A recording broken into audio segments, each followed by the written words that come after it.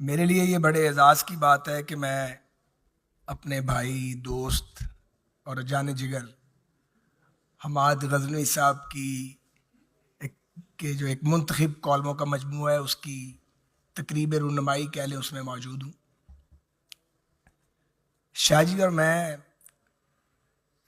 پہلی جماعت کے کلاس فیلو ہیں اور میں اس تعلق کو الفاظ میں بیان نہیں کر سکتا۔ میں اصل میں شاہ جی سے محبت کرتا ہوں، میں اس کا اقرار بھی کرتا ہوں شروع سے، روز اول سے۔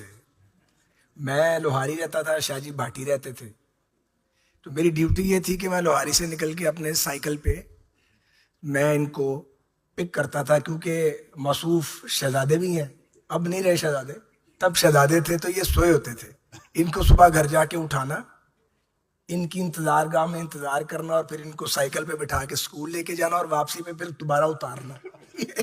برسوں تک کام میں نے کیا ہے، تو آپ سوچیں کہ ہمارا کیا تعلق ہے۔ ذاتی تعلق تو بہت ہے۔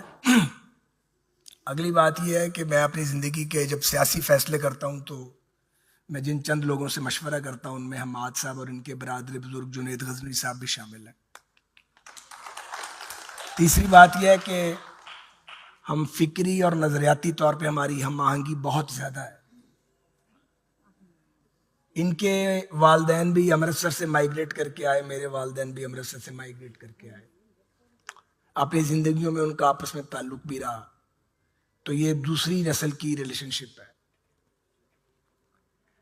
شاہ جی بہت سنجیدہ ہو گئے ہیں، میں بڑا کئی سال سوچتا رہا یہ اتنے سنجیدہ کیوں ہو گئے ہیں، کیونکہ جب یہ اسکول میں تھے تو یہ بہرحال سب کچھ تھے، سنجیدہ نہیں تھے اتنے۔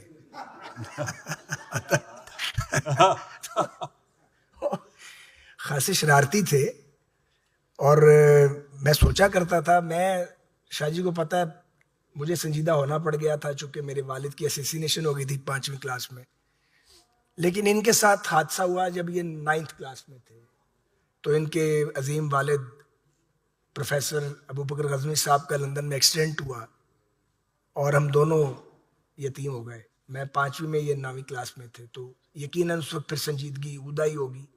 لیکن یہ جو آج اب حماد غزنوی کو دیکھ رہے ہیں، یہ سارا معاملہ جینیٹکس کا ہے۔ انہوں نے یہی کچھ ہونا تھا اور ایسے ہی بننا تھا۔ انہیں موسیقی سے بھی شغف رہا اور جو ایک ٹین ایج کی شرارتیں ہیں شاہ جی وہ بھی کرتے رہے، لیکن یہ ہے کہ جستا جستا یہ سنجیدہ ہوتے چلے گئے اور پھر اتنی متانت کہ جس کا شمار نہیں کیا جا سکتا۔